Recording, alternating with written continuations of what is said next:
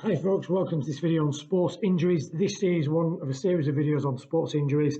This one's going to be looking at rehabilitation. So, you've diagnosed the injury, how are you treating it and how are you getting the player back to full fitness. So, generally, as a rule, there are three stages to any rehabilitation plan. There's an early stage, there's a mid stage and there's a late stage. So the early stage, very early on in the process, as the name suggests, very gentle rehabilitation. The tissue is damaged still during this phase. It's probably slightly inflamed still. So you want to go very, very gentle. You want to give the tissue time to heal before you start putting weight and force through the damaged structure. When the tissue has fully healed, you can then get into the mid stage of rehabilitation, where it says here we progressively load the muscles, tendons, bones, ligaments. This is your classic, gentle jumping and landing exercises. Maybe begin with just squatting exercises to gradually build that load.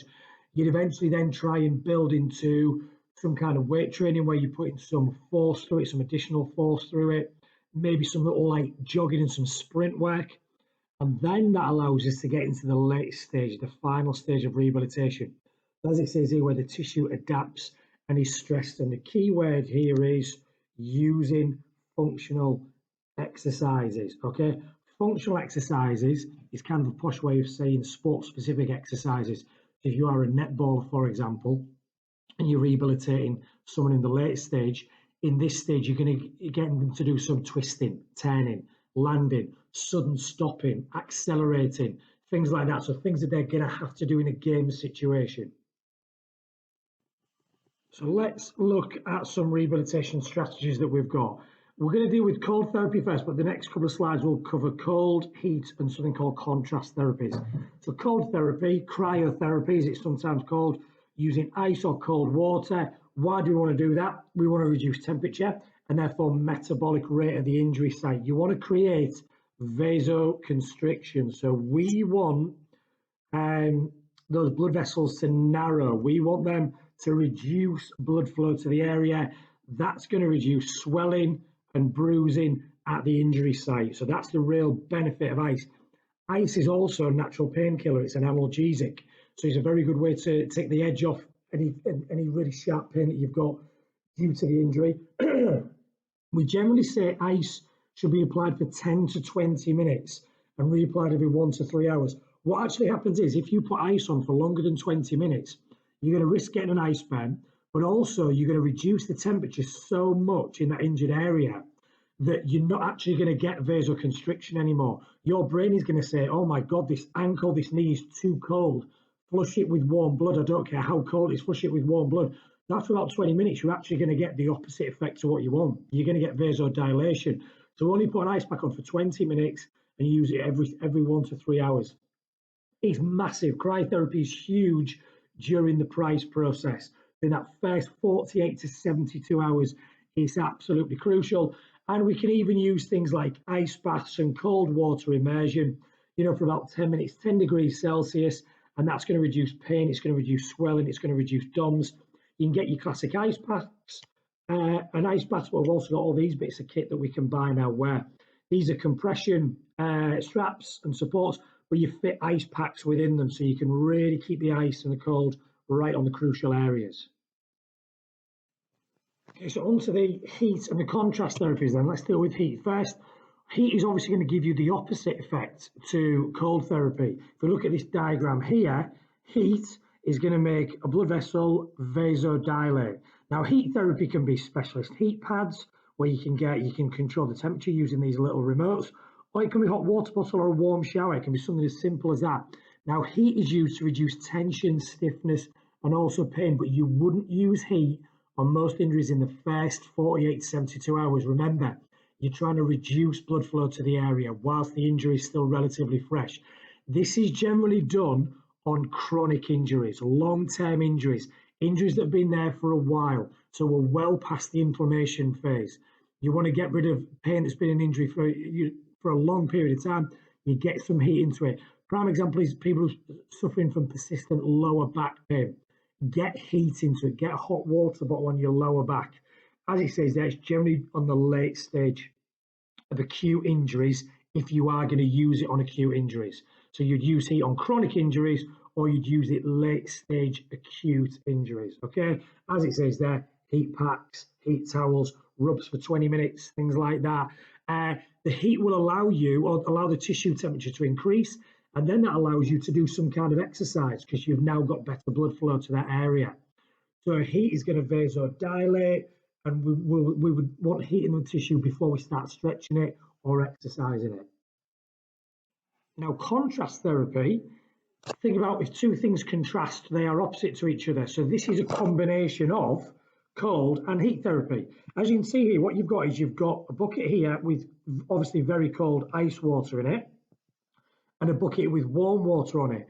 So what you do is you put your foot in there, and then you put your foot in there and back again, and you alternate. So you contrast from hot to cold. And as it says here, you increase blood flow when it's warm, you decrease blood flow when it's cold. So what you do is you apply an ice pack or an ice bath to an affected area. You then switch to warm water immediately afterwards. Now the ratio is generally 1 to 3. So for example, you do 1 minute in cold and 3 minutes in warm, and you do it for about sort of 6 to 10 minutes. Now what this creates is it creates a pumping action inside that joint. So obviously this person has injured their ankle. So they put it in the cold. That's going to create vasoconstriction. The blood vessels are going to narrow. They leave it in there for 1 minute. They then put it straight in the warm bath for 3 minutes. That's going to cause a vasodilation. So the blood vessels are going to increase in size and blood will flow into them. You then put it back in the ice bath for a minute and the blood vessels vasoconstrict again. And then you put it back in the warm and then they will dilate again. And it creates a pumping action inside the injured area.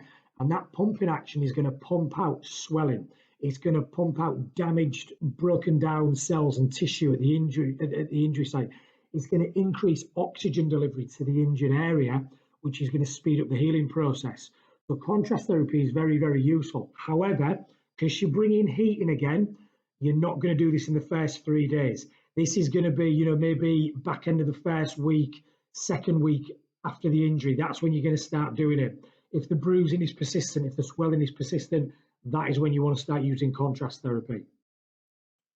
So the next two, I'll cram on to one slide, are massage and physiotherapy. So again, let's deal with them one at a time. Massage. Now, the reason I put these on the same slide is many people go to a physiotherapy to get a sport-specific massage, but you do talk about them separately, even though obviously physio, a lot of the work that they do is massage therapy. Popular treatment, very, very good on soft tissue injuries, absolutely, great on ligaments, tendons, muscle tissue. And by doing massage, you move fluids and nutrients through the damaged tissue, and that is going to encourage healing of that tissue. It's also going to remove waste products. One thing that you do when you massage, you always massage in the direction of the heart. So this lady here is giving this person a massage. She will always be massaging in this direction. If you were to massage the quadriceps and the hamstrings, she would massage and push in this direction, because you're always trying to make the fluids move in the right directions in your body. You're trying to get the waste material back towards the heart and lungs, and you're trying to encourage the flow of oxygen-rich blood back into the tissue. Whilst you are massaging as well, it's stretching the tissue, it's increasing the temperature. That's going to release tension. It's going to improve elasticity. You can break down scar tissue. So any scar tissue is very important. It needs to form over the site of the injury to protect the injury, but scar tissue is very inelastic. Once the injury starts to recover a little bit, you need to break that scar tissue down so you can then replace it with healthy muscle, ligament, tendon tissue, wherever the injury is. And as I said, you want to generate heat, increase circulation, and that's going to help in the removal of swelling. I've maybe played down the role of the physio a little bit too much there, saying the main thing that they do is massage. Physiotherapy, massively important. There's a whole raft of tools and strategies and skills that physiotherapists possess. They are fully qualified to treat all injuries. I say all, there's always something that's going to throw a spanner in the works, but the vast majority. What can they do? They can mobilize and manipulate joint tissues. That is basically our massage up here. We can help, increase the elasticity, reduce the tension, increase the temperature, and things like that. But they're also trained to use electrotherapy. An example of that is ultrasound. So, pregnant ladies have ultrasound. This is a slightly different kind of ultrasound. When a pregnant lady goes to have ultrasound, high frequency waves are sent in to the abdomen, and those waves bounce back and create an image so you can see baby. Ultrasound in terms of an injury, again, you are sending in high frequency waves into the injury site, but these don't bounce back. These high frequency waves break down scar tissue, break down swelling, break down bruising, so that you can alleviate a lot of the strain and the swelling inside the joint area. So they're trained on how to use ultrasound. They're very much trained on exercise therapy. So, they can put exercise programs together, strength and conditioning exercises together. As we mentioned, the massage, stretch tissue, relieve pain, etc., etc. And they're also very good at posture and realignment training. So if you've got a postural defect that's leading to a lot of lower back pain, they can correct your posture, give you exercises to do that's going to make your posture better, and again, reduce the risk of getting injuries and also reduce your pain. Now, this one, we've all experienced this, anti-inflammatory drugs. Now, they're sometimes referred to as NSAIDs, non-steroidal anti-inflammatory drugs. You can get steroid-based painkillers. Not steroid as an anabolic steroid. They're not going to increase your muscle mass. Steroid-based painkillers, they have to be used very, very sparingly. They're very good at killing pain, but they also cause structural weaknesses inside joints in particular if you use them too much. So we prefer to use NSAIDs, non-steroidal anti-inflammatory drugs. Most common examples, ibuprofen, aspirin. They're the ones that you can just buy anywhere, supermarkets, anywhere you want. So following an acute soft tissue injury, the body produces an inflammatory response. That is absolutely normal for your body to go have inflammation. Okay, inflammation creates vasodilation, increase in blood flow, swelling and redness, and activation of pain receptors. Now you might go, why would I want it to become inflamed? If you increase temperature inside your body, it can burn things. It can burn bad things. So it can burn viruses and bacteria. If you've ever had a viral infection and you've got a temperature, it's because your body's trying to burn the infection out, trying to burn the virus. So your body's natural response to any kind of injury or illness is to inflame. What we don't want is too much inflammation, because it leads to vasodilation, increase in blood flow, swelling, redness, and activation of pain receptors. So we want some inflammation, we don't want too much inflammation. But NSAIDs are a really good way to reduce the inflammatory response and just take the edge off it again. It will, as it says there, speed up the healing process, speed up the recovery time, but they've got to be used with caution. Long-term persistent use of ibuprofen, aspirin, things like that, heartburn, nausea, headaches, diarrhea. Remember, we want some inflammation. We don't want to get rid of all inflammation. And equally, if they take too much edge off the pain, we can actually get back training too quickly, even though the injury isn't fully recovered, and make the injury worse. So we really need to monitor the use of NSAIDs, and we need to use them and follow the instructions of the person who is giving them to us. So moving on to stretching then, stretching is a very, very common part of any rehabilitation program, because when something is injured, it will scar tissue, very inelastic, excuse me, will not stretch. If you've had a break, you've broken a bone or fracture, you've been in cast for 6 to 8 weeks. When that cast comes off, the tissues have shortened, they've healed to a shortened position. So very, very important to get stretching in. Apologies for my spelling, that should say first, not fairs. So the first 3 days, the acute phase after an injury, you avoid all stretching. Do not stretch a damaged tissue. Just follow price. Protect, rest, ice, compress, elevate, prevent further damage. Once we've got after these 3 days, when we're in the mid phase of our rehabilitation process, the bleeding will have subsided, the inflammation will have subsided. We can start to use a little bit of heat therapy. Excuse me, my voice is good. And we can start to increase static and passive stretching. So I've done videos on stretching methods. If you want to recap that, look at the flexibility videos that I've done on those. Static stretching is where you move to end of range and hold it still. Passive stretching is where you have a partner take you to end of range and hold you still. So this is very much taking the injured area, end of range, hold it. Let's not swing legs backwards and forwards. Let's not do any ballistic or dynamic. We're only 3+ days after the injury. Very much static, very much keep control of the stretching. It can last up to 2 weeks. So we said no bouncing, no jerking movements. By the time we get into later stage physiotherapy, later stage rehab, we can then start doing the more sport-specific kind of stretching, the more extreme stretching. So P&F stretching can become dominant. But again, remember, when you do P&F stretching, you're desensitizing, you're deactivating your stretch reflex. You don't want to be doing that in the first few days after an injury. So P&F is very much a later stage rehabilitation strategy.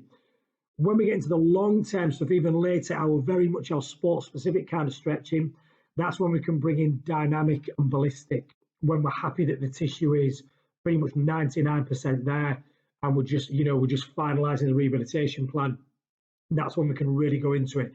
So you want to progress your stretching the way you progress any other training. Start with your basics, static, passive, build into your P&F, and then build into your dynamic and your ballistic. So the final rehabilitation strategy that you need to know about is surgery. Now, here's the thing. For some reason, everyone wants surgery. I need an operation on this. I need to get it sorted out. Surgery should always be viewed as the last resort. A lot of things can go wrong in surgery. So surgery should only be if we absolutely need it. It's generally used with serious injuries and persistent long-term injuries that are not responding to all the other treatment methods that we've put into place. So common ones in sport, for example, knee surgery. Someone needs an ACL reconstruction.